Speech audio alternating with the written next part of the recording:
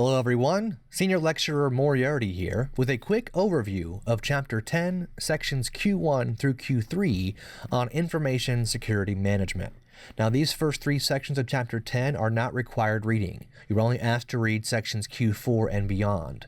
However, you can expect to see some questions on the exam from these first three sections of Chapter 10. So please do consider this video required viewing to prepare for the exam. So let's get started. Chapter 10, Section Q1 starts off with the question, what is the goal of information systems security? And before the author gets to that point of explaining the goal, he goes through and explains the various categories of threats and the categories of loss an organization may experience due to those threats. This figure from the opening page of Section Q1, Chapter 10, illustrates the various components that are part of information system security. We have threats, vulnerabilities, safeguards, and target. Now the threats can come in three different categories: natural disasters, human error, and computer crime, which might also take into account terrorism and attacks from criminals on the physical infrastructure of a building.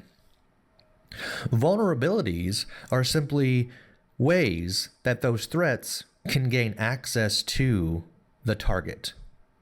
The target might be physical equipment or infrastructure. It can be computer equipment. It can be money. It can be data that's worth money. Safeguards are things that organizations and individuals can put in place to prevent those threats from exploiting those vulnerabilities and gaining access to those targets. However, ineffective safeguards, or no safeguards at all, can allow the threats to easily access the targets by exploiting various vulnerabilities. Then the organization experiences loss, monetary loss, loss of time, loss of work, various types of loss. Now in this figure, vulnerabilities are simply depicted here as an open window. That's a metaphor, right? I mean, an open window could certainly be a vulnerability, as can an unlocked car door in the driveway. But vulnerabilities can be all kinds of things. It can be ineffective employee training that can create vulnerabilities that can lead to targets being acquired either intentionally or unintentionally. Now let's go through and discuss these various types of threats. Here are a couple of examples. A threat target scenario. A hacker wants to steal your bank login credentials. The threat is that hacker. The target is your bank's login credentials. The vulnerability is created in this case by the hacker by creating a phishing site nearly identical to your online banking site. Now, phishing is simply a type of pretexting where you're trying to depict yourself as someone different in an attempt to acquire things you shouldn't have access to. So by a hacker developing a mimic website that looks just like your bank account and sends you an email saying, click here to log in to your bank to address this particular problem, you are that vulnerability if you fall for that. But the hacker is creating the scenario in which you are vulnerable. Now, the safeguard that could be in place to protect your actual login credentials, the target in this case, would be to only access sites using the HTTPS protocol. Now, you can tell if your site that you're using has HTTPS, a secure protocol that encrypts data being sent back and forth, by simply looking in the address bar and looking for those characters before the actual URL of that website begins. If you don't check for that, or a website is not using that protocol, then you might lose your login credentials. You log in to this unsecure website, and the hacker is able to see exactly what you type for your password and your username. So that's one example of a threat target vulnerability safeguard that results in either a loss of your login credentials or not, depending upon the effectiveness of that safeguard.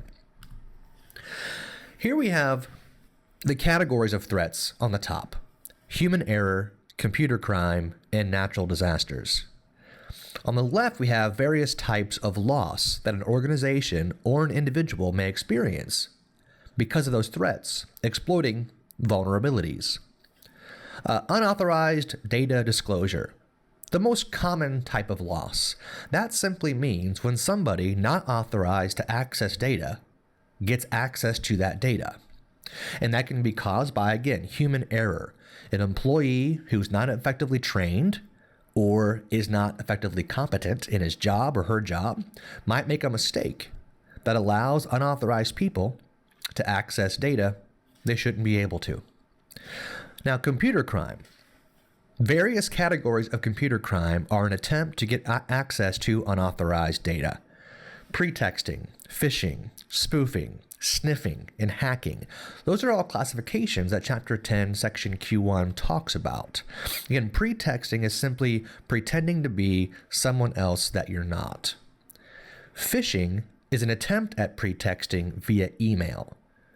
But pretexting itself can be done over the phone or even in person. It's pretending to be somebody else that you're not. And phishing typically is done via email or some kind of online interaction. You may have recalled there's a TV show called Catfishing, where people pretend to be someone other than themselves online. That's phishing. Spoofing is, again, trying to depict yourself as someone else.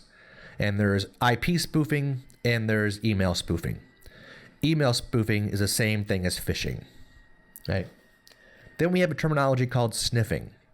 Sniffing can simply be a piece of software on your computer that allows you to capture data being transmitted over the internet.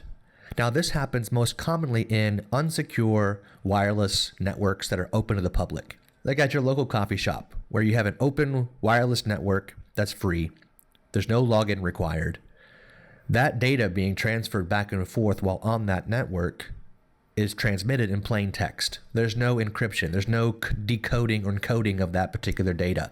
So somebody with a free or really low-cost tool can simply capture everything being transmitted back and forth. So be aware of that as you are in using public Wi-Fi spots with no login required, that everything that you are transmitting back and forth could be captured by somebody with a free or low-cost tool. And hacking would be a type of criminal behavior, mostly that you can manipulate access to computers, servers, whatever else it might be to gain access, again, to data that you should not be getting. Natural disasters can also result in a loss with unauthorized data disclosure. Now, typically this is caused because after a disaster, people are so focused on getting things up and running that they might overlook your typical security safeguards, and by mistake, unauthorized data disclosure could happen. And we have the other classifications down here. Incorrect data modification, that's just messing up data entry that happens by humans all the time. They miss a decimal point or they update the wrong record. So human error is a pretty big factor with incorrect data modification. But as can hackers. Hackers can get in and incorrectly modify an account that will send money to a different location that they can then benefit from, or send products to a different location that they can then benefit from. Faulty service, again, this can happen with human error. More than likely, your tech support installs something wrong. You're then unable to actually use that particular software, or somebody makes a mistake and causes things to crash. That can happen quite a bit as well. Denial of service attacks. Denial of service is simply when you try to go to a website and the website is unable to respond to your request to view that page, and you are denied service. Again, accidents can cause that. Human error can cause that by tripping over a wire that unplugs the web server, for example. Something as simple as that can create a denial of service loss to anybody else who wants to access that site to perhaps purchase goods or services. Hackers often try this method called a DOS attack, denial of service attack. It's extremely easy to implement. And what it essentially does is it sends so many requests to view a web page at once that the server cannot respond to all those requests in a timely manner, so it shuts down. So it floods it with requests for the page, and it can't respond fast enough, so it shuts down. Lastly, the category of loss of infrastructure, actual equipment, building, wireless networks, wired networks being damaged can cost a lot of money.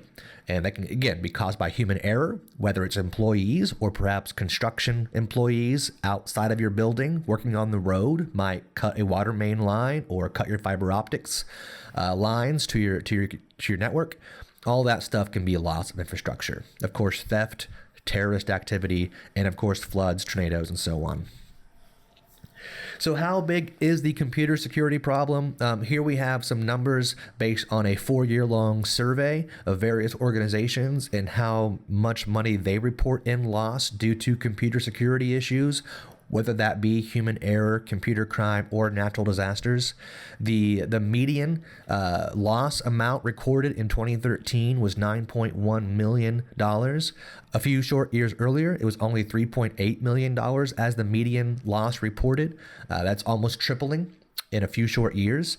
So the amount of loss reported is growing quite a bit, mostly because companies are collecting more and more valuable assets, whether that's data or physical assets like more high-tech tablets and computers and servers, and the criminal activity is able to acquire more of that per hack or per other kind of criminal activity.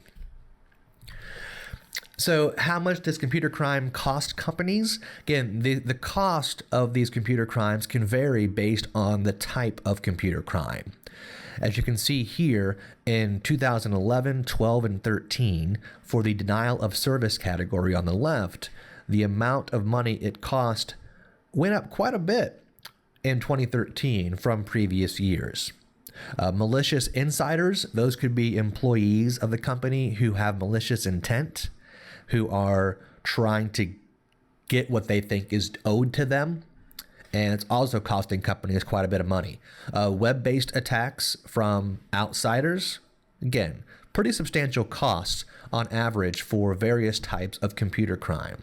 Now, what surprises me is the phishing and social engineering category has typically gone down over the last few years based on these surveys conducted. Because normally phishing it exploits the trusting nature of human beings and the ignorance of human beings for it to work. But looks like it's not as effective as a denial of service attack, according to these surveys. So what can we do to protect ourselves as individuals? Well, something called intrusion detection systems. They're computer programs that senses when another computer attempting to scan a disk or otherwise access your computer. Your typical antivirus software or your anti-adware or spyware software, Windows Defender, Norton Antivirus, Symantec, whatever you might use, is a type of IDS that can continuously scan or scan on demand or scan routinely your computer to look for things that are trying to access your computer and block them, or quarantine them if something actually gets through. Other things that you can do as individuals is to take security seriously and create strong passwords for all of your accounts, whether it's as innocent as your social media accounts or as important as your bank account. Creating strong passwords for all of those things is pretty important. Using multiple passwords, different passwords for every account would be ideal. That becomes challenging to manage all those passwords and remember them so you don't lock yourself out of your account because you forgot your password. But because of the importance of taking security seriously, I would encourage all students, all people, to utilize password managers. Password managers allow you to create one master password that unlocks the safe of all your other passwords. You can have then strong passwords for every single account, different passwords for every single account, and all you have to do is memorize one very secure, strong master password. That's ideal. I use LastPass.com because LastPass allows me to access my passwords on any device. across any browser, whether I'm on a Mac, a PC, a Linux machine, whether I'm on my Windows phone, iPhone, or Android, and it's really affordable. I pay $12 a year to access all my passwords across all my devices. You can also make sure that you use HTTPS when you're transmitting sensitive data over the internet, removing high-value assets from computers. Most of you wouldn't have any kind of high-value assets, although you might think they are. All that music you pirated, you might think is high value. It's not really, but still. If you have something of high value, remove them from your computer, put them somewhere else more secure. Clear your browser history, your temporary files, and cookies routinely. I do use CC Cleaner. It's available as a free version download that can do that for you for all your browsers with one click. It's pretty convenient, and it does, again, keep adware and spyware from your browsing history off of your computer. Regularly update antivirus software, so on and so forth. So let me ask you guys a question about this. Which of the following passwords do you think is more secure? We got a variety of passwords here. First one has letters and numbers and symbols. Next one is simply 3 words, fluffy as puffy. Then we have the word password and the name James 78. Think about this. Which one do you think is more secure? All right, let me explain which one I think is. Fluffy as puffy.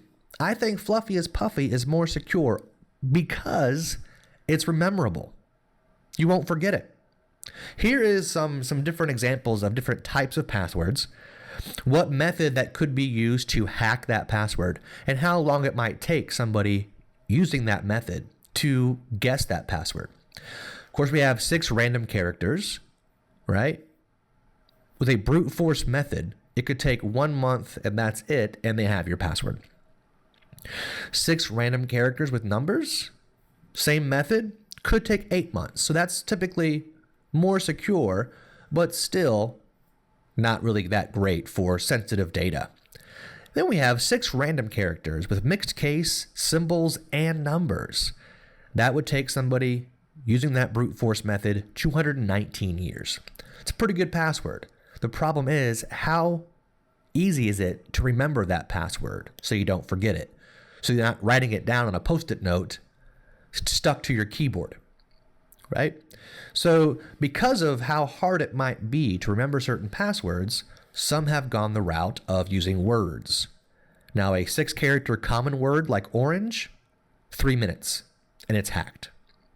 A 6-character uncommon word could take just over an hour. Not very secure. Now, when you start combining words, you get more secure, but also easy to remember. 2 common word password can take up to 2 months to crack. Not ideal, but again, if you are a high asset, high value individual and the incentive to hack your account is there, 2 months is not long to wait at all to gain access to data that could be worth millions of dollars. Now, a 3 common word password. This is fun. Fluffy is puffy. I like cheese. Whatever that might be. 3 common words takes up to 2,537 years to hack through a common word method. And that's secure forever. But it's also rememberable. So consider this idea as you build your passphrases for your IU systems. Think of a quote or a phrase or a song lyric that you won't forget that contains at least 3 words. You should then feel good about how secure that password is and how memorable it is. This concludes our quick overview of Chapter 10, Section Q1 through Q3.